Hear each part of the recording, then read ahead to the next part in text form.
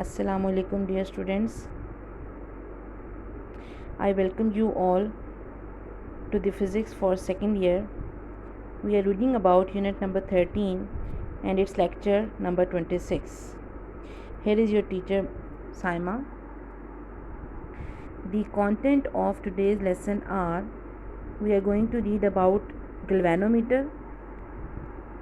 First I will give you introduction of galvanometer, then what is the working principle of galvanometer, its construction, and in the end what is the working of galvanometer.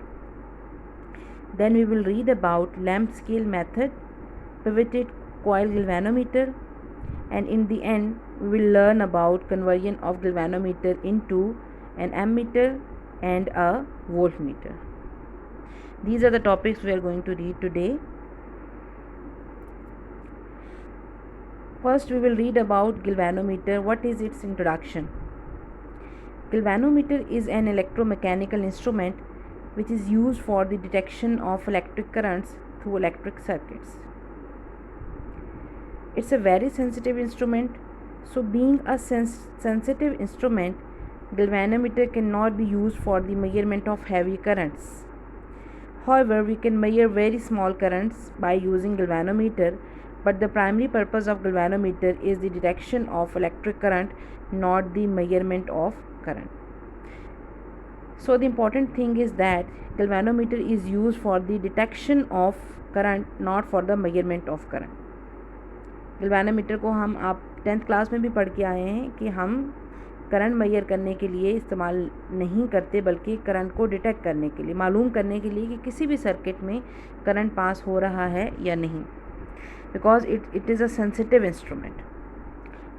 Side पे ये figure नज़र आ रही है, आपने labs में ये देखा होगा. That is a figure of the galvanometer. You can easily see.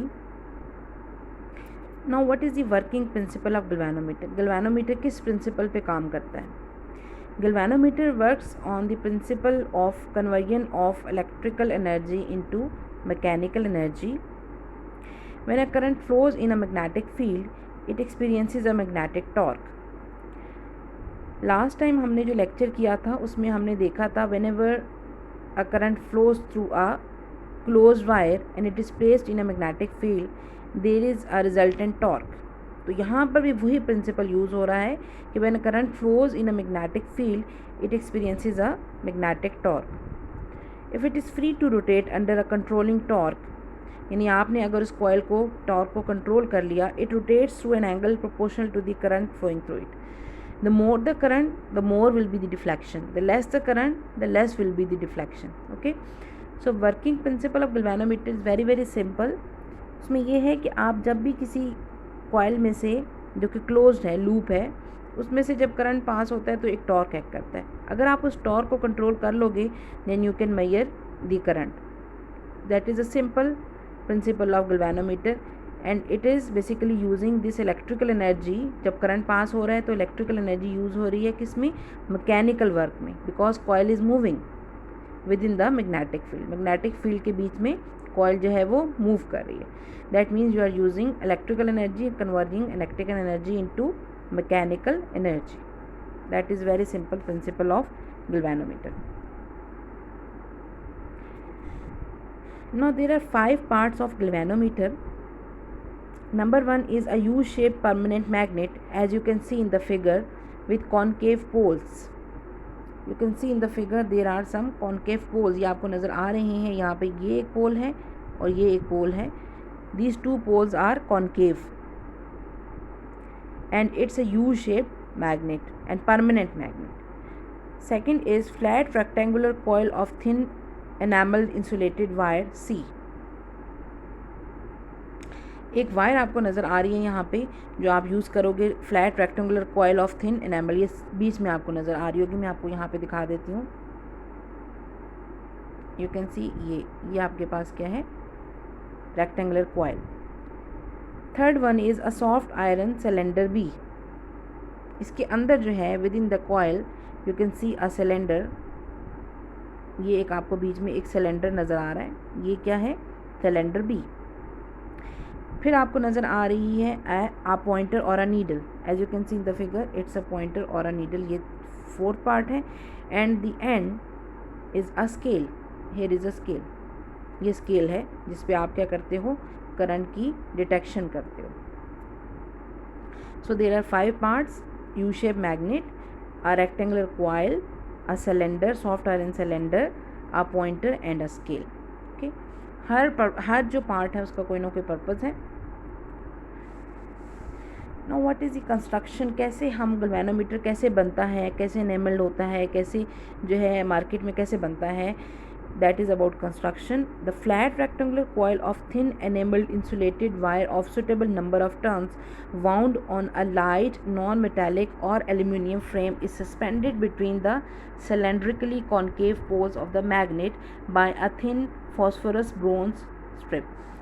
तो ये जो है हमारे पास, अभी हमने पढ़ा इसके पार्ट्स में कि हमारे पास एक रेक्टेंगुलर कॉयल होती है. तो रेक्टेंगुलर जो कॉयल है उसको आपने इंसुलेट करके रखना है. सुटेबल नंबर ऑफ़ टर्न्स, उसमें आप जो है नंबर ऑफ़ टर्न्स जो है अकॉर्डिंग टू योर रिक्वायरमेंट आप उसमें लेते हैं. And that is insulated in aluminium frame which is suspended between the cylindrically concave pole जो भी हमने डिस्कस किए. One end of the wire of the coil is soldered to strip. एक जो है एंड है उसको हमने स्ट्रिप के साथ सोल्ड कर दिया, मतलब जोड़ दिया. The other end of the strip fixed to the frame of the galvanometer and connected to an external terminal. It serves as one lead through which the current enters or leaves the coil. So एक end जो है आपने उसको strip के साथ जोड़ दिया and the second end is connected to the external circuit, जो कि क्या करेगा कि करंट को लीड करेगा, यानी सर्किट से कहाँ लेकर आएगा, गैल्वेनोमीटर से कहाँ लेकर जाएगा, सर्किट की तरफ. The other end of the wire of the coil is soldered to a loose and soft spiral of the wire connected to another external terminal. As you can see in the figure, यहाँ पर आपके पास last figure में अगर आप देखें तो आपके पास एक जो है आपको दिखाती हूँ, यहाँ पर एक स्पाइरल भी होता है जो कि क्या करता है, इसको एक एक्सटर्नल सर्किट के साथ कनेक्ट करता है. The soft spiral of a wire serves as the other current lead. A soft iron cylinder coaxial with the pole pieces is placed within the frame of the coil and is fixed to the body of the galvanometer. In the space between it and the pole pieces, where the coil moves freely, the soft iron cylinder makes the magnetic field stronger. सो आपने जो last मैंने आपको जब parts बताए हैं galvanometer के, उसमें जो आयरन का जो सिलेंडर है that basically enhances the magnetic field. किस लिए यूज़ होता है, टू एनहांस और to make the magnetic field stronger. And it also makes the magnetic field radial such that into whatever position the coil rotates, the magnetic field is always parallel to its plane. So as you can see in the figure, it's circular or coaxial with the concave lenses or concave magnet which are concave in shape. Now how the galvanometer works. When a current passes through the galvanometer coil, it experiences a magnetic deflecting torque, which tends to rotate it from its rest position. As the coil rotates, it produces a twist in the suspension strip. The twist in the strip produces an electric restoring torque. So, जब coil twist होगी तो torque produce होगा. The coil rotates until the elastic restoring torque due to the strip does not equal and cancels the deflecting magnetic torque. Then it attains equilibrium and stops rotating any further. अब जब torque produce होगा twist की वजह से, there will be a restoring torque that will be produced. जब restoring torque जो initially torque है उसके इक्वल हो जाएगा तो कॉयल जो है फर्दर मूव करना स्टॉप कर देगी. Okay, that is the working of a galvanometer. Now to understand the working of galvanometer with different parameters, we know that deflecting magnetic torque is BINA cos of alpha, where B is the magnetic field strength, I is the current, A is the area of the coil, N is the number of turns of the coil, and alpha is the angle of deflection of the coil with the magnetic field. ये formula कहाँ से आया है, ये आपने last lecture में पढ़ा था, BINA cos of alpha. जो आपको लास्ट लेक्चर पढ़ाया, whenever a coil is deflected within the magnetic field the deflecting magnetic torque is basically equals to BINA cos of alpha. The restoring elastic torque is proportional to the angle of twist of the suspension spring. अभी आपसे मैंने कहा कि एक initially जो है current flow करने की वजह से कॉयल के अंदर एक टॉर्क प्रोड्यूस होगा, उसके मुकाबले में एक रीस्टोरिंग इलास्टिक टॉर्क प्रोड्यूस होगा, और वो जो है वो किसकी वजह से होगा, which will produce angle of twist of the suspension spring. तो उसको हम कैसे देखेंगे, we will apply Hooke's law for that.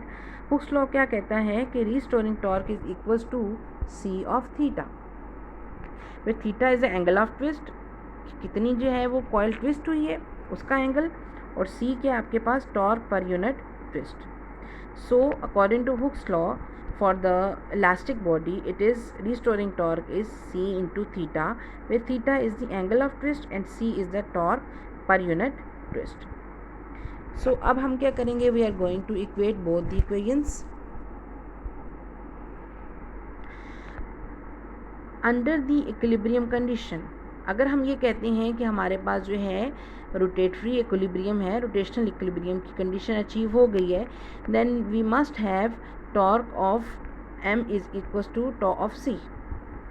ठीक है, टॉ मतलब टॉ ऑफ M मीन्स जो इनिशियली आपके पास मैग्नेटिक फील्ड की वजह से टॉर्क प्रोड्यूस हुआ है, that must be equal to the restoring torque.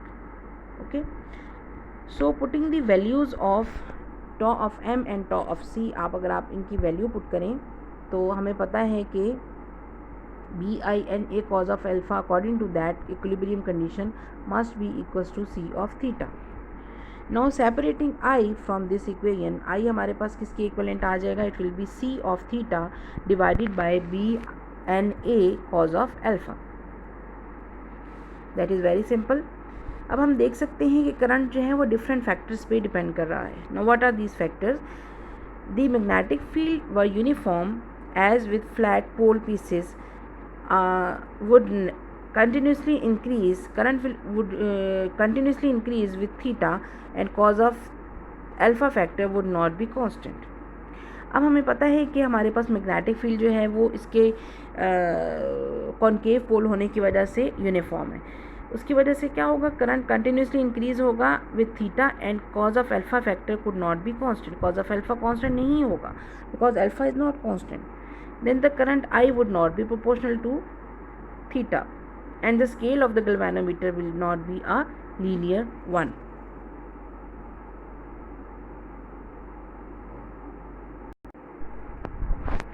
Now if the magnetic field is uniform but we have flat pole pieces, अगर हमारे पास जो है वो कॉन्केव पोल्स के बजाय फ्लैट पोल्स होते, then alpha would continuously increase. यहाँ एक मिस्टेक है, आपने यहाँ पे इसको नोट डाउन कर देना है. Here it is not a but it is alpha.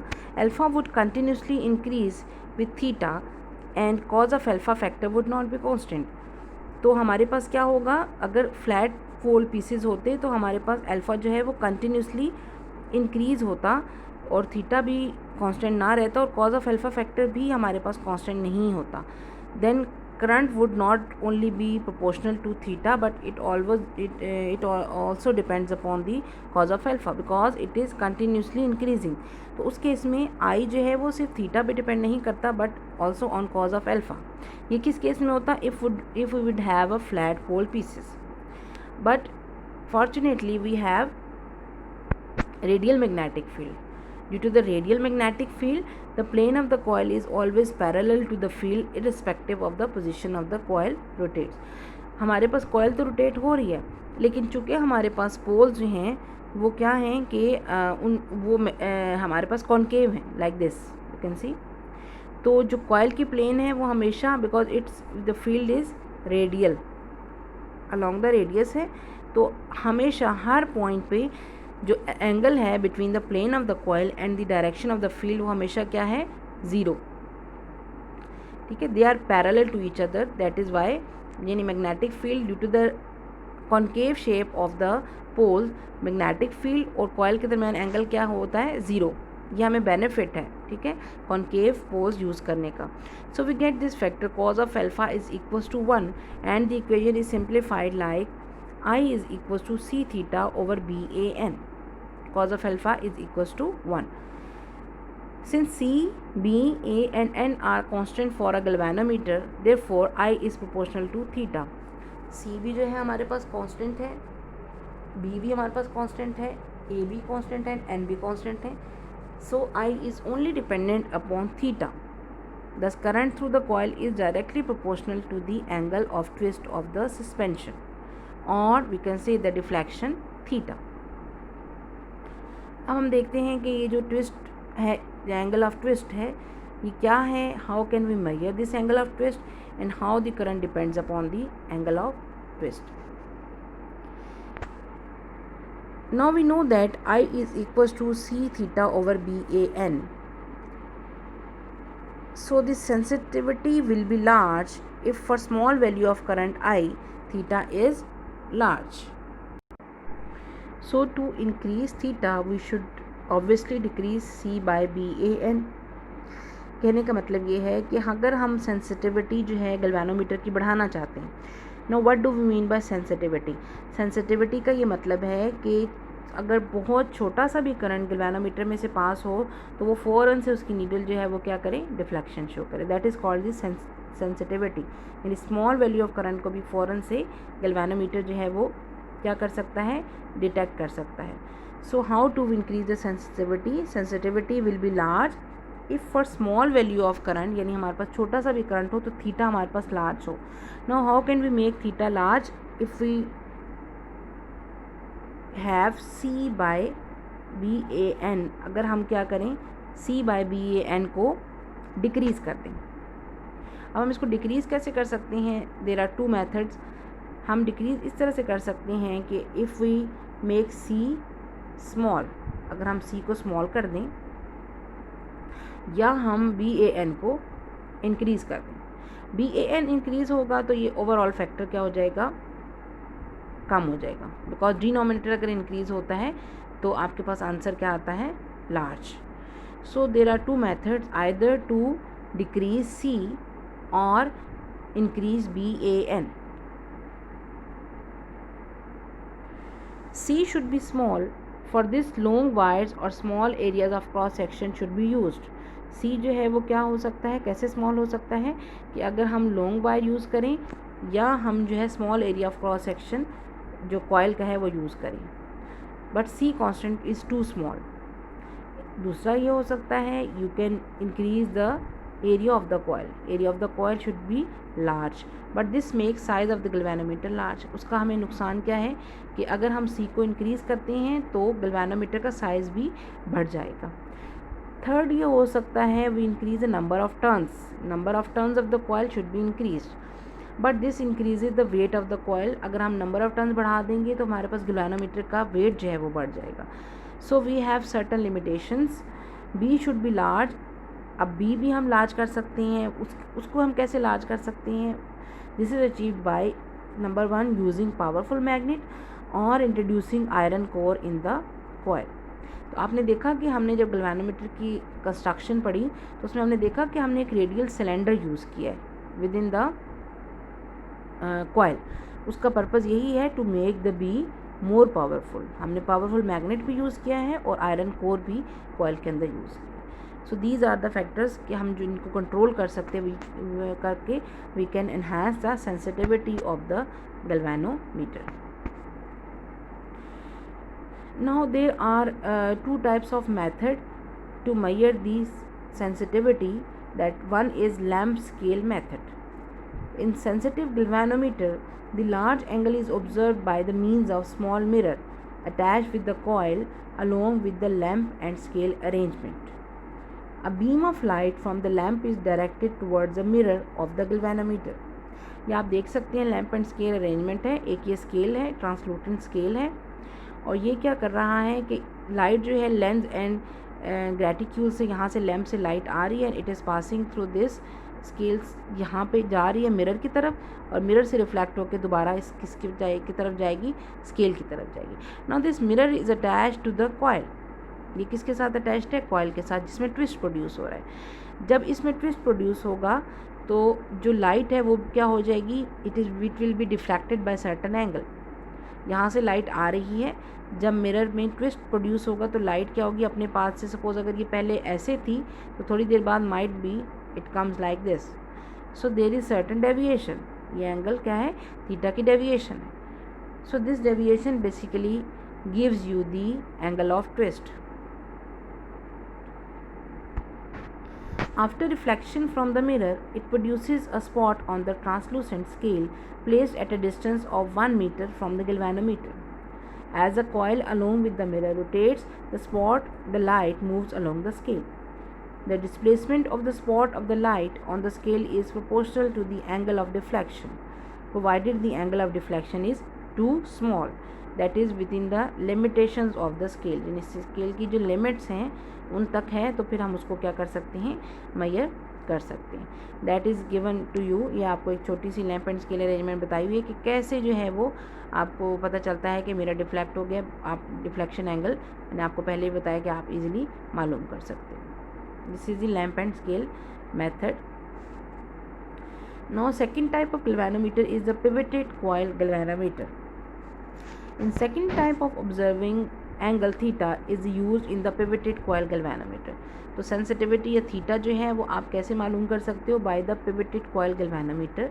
ये कैसे काम करता है? In less sensitive galvanometer the coil is pivoted between two jewelled bearings. दो जो है वो बेयरिंग्स आपको नज़र आ रही हैं, एक ऊपर है और एक नीचे है। उनके दरमियान जो है वो गैल्वेनोमीटर को फिक्स कर दिया जाता है। The restoring torque is provided by the two hair springs. दो आपको स्प्रिंग्स नज़र आ रहे हैं, two hair springs here and here springs which also serve as a current lead. A light aluminium pointer is attached to the coil. एक pointer जो है coil के साथ अटैच हो गया है, जो आपको यहाँ फिगर में नज़र आ रहा है, that is a pointer attached to the coil which moves over the scale, thus giving the angle of deflection to the coil. That is a pivoted type of galvanometer. Hopefully you understand the galvanometer. Simple size का mechanism है, क्या principle है, क्या construction and how it works and how can we control the sensitivity of the galvanometer. Now next article is how to convert this galvanometer into an ammeter. आपने lab में instrument use किए होंगे, ammeter and voltmeter.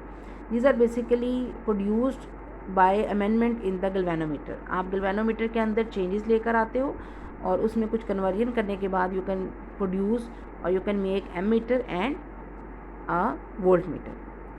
Now first we will recall what is an ammeter. An ammeter is an electrical measuring device which is used to measure electric current through the circuit. It is a modified form of the galvanometer. Now how the ammeter is connected to the circuit. Ammeter is always connected in series to a circuit. Always remember, जब भी आप circuit में ammeter को connect करते हैं आपने उसको हमेशा सीरीज़ में कनेक्ट करना है सर्किट के अंदर। जब आप लैब में काम करेंगे, प्रैक्टिकल्स करेंगे, तब आप ये चीज़ ऑब्ज़र्व करिएगा कि you always connect ammeter in series within the circuit. इसका सिंबल क्या है आपको नज़र आ रहा है यहाँ पे, A for ammeter. Now how we convert galvanometer into an ammeter? That is very simple. Since galvanometer is a very sensitive instrument, therefore it cannot measure heavy currents, as I have already told you. In order to convert a galvanometer into an ammeter, a very low resistance, that is called shunt resistance, is connected in parallel to the galvanometer. That is very important. A shunt resistance and in parallel to the galvanometer. ये आपने इसके की points हैं जो याद रखने हैं। Whenever we convert galvanometer into an ammeter, we always connect a shunt, very small resistance, that is a very low resistance, in parallel to the galvanometer. Value of this shunt is so adjusted that most of the current passes through the shunt. आपको पता है कि जब resistance कम से कम होती है तो current हमेशा उस पाथ को ऑप्ट करता है जो उसके लिए ईजी है। अगर शंट रेजिस्टेंस स्मॉल होगी तो करंट उसमें से मैक्सिमम पास हो जाएगा। In this way, a galvanometer is converted into an ammeter and can measure heavy currents without fully deflected. तो ज़्यादातर करंट कहाँ से गुजर जाएगा? फ्रॉम द शंट रेजिस्टेंस, और गैल्वेनोमीटर में से करंट बहुत कम गुजरेगा, सो दैट वो अपने स्केल के अंदर अंदर करंट की मेजरमेंट कर सकता है. Okay. Now value of shunt, what should be the value of the shunt resistance to convert the galvanometer into an ammeter? यानी आपको अगर ये कहा जाता है कि आप एक एमीटर बनाएं और इतनी जो है वो शंट रेजिस्टेंस कितनी होनी चाहिए. अगर फॉर एग्जांपल आपको एक एमीटर बनाने के लिए कह दें जो कि इतना करंट मेजर कर रहा है, तो उसकी क्या रेजिस्टेंस होनी चाहिए, शंट रेजिस्टेंस, उसके लिए आपको ये इक्वेशन जो है हेल्प करेगी. How can we convert this ammeter into galvanometer into an ammeter. Now let us take resistance of a galvanometer is equals to Rg, and this Rg gives full scale deflection when current Ig is passed through it. हमने एक galvanometer use किया जिसकी internal resistance कितनी है, Rg means galvanometer, और उसमें से current जो है वो पास हो रहा है Ig. Then we have equation from Ohm's law, V is equals to IR. So Vg is equals to Ig Rg. Let a shunt of resistance Rs is connected in parallel to the galvanometer. अभी मैंने आपको बताया whenever we make an ammeter we always connect a shunt resistance in parallel. If total current through the circuit is I, अगर total current जो है circuit में से I पास हो रहा है तो ये डिस्ट्रीब्यूट हो जाएगा. आप देख रहे हैं यहाँ पे कुछ करंट जो है वो शंट रेजिस्टेंस में जा रहा है और कुछ करंट जो है वो गैल्वेनोमीटर में से पास हो रहा है. जो शंट रेजिस्टेंस में से पास हो रहा है उसको हम IS का नाम देंगे, and the second one will be called as IG. So I is being divided into IS and IG. So we can write this as equation IS is equals to I minus, यानी जो shunt में जा रहा है वो कितना है, I में से अगर हम IG को सब्ट्रैक्ट कर देंगे we will get IS. That is very simple, और ये आपको सर्किट भी होपफुली समझ आ गया होगा. We have connected a resistance in parallel and that is shunt resistance to the galvanometer. Now we know that potential difference across the shunt is Vs is equals to IS into Rs according to Ohm's law. Now putting the value of IS, हम यहाँ पे IS की value put कर देते हैं. It is I minus IG. But we know that Vs is equals to Vg. Now how Vs is equals to Vg? Because the both resistances galvanometer and shunt are connected in parallel, and you know that parallel में जब भी resistances होती हैं the voltage across the terminals is same. Okay, so according to that principle आप Vs को Vg के equivalent लेंगे. Now putting the value of Vs is equals to Vg, we get I minus IG Rs is equals to IG into Rg. आपने क्या किया है कि इस इक्वेशन में Vs की वैल्यू पुट की है एंड Vg आपके के पास है IG Rg and Vs is basically I minus IG Rs. So putting these values and separating Rs, अगर हम Rs को सेपरेट करेंगे we will get IG over I minus IG into Rg. Rs क्या है आपके पास, shunt resistance. So if you know the value of current that is passing through the galvanometer, जो कि आप इजीली स्केल से मेजर कर सकते हैं, and you know the value of current that you are supplying and the value of the galvanometer, internal resistance of galvanometer, so you can easily measure the shunt resistance that you have to connect to convert the ammeter into the opted value. जो भी आपने opt करनी है उस value के according आप मालूम कर सकते हो what should be the shunt resistance.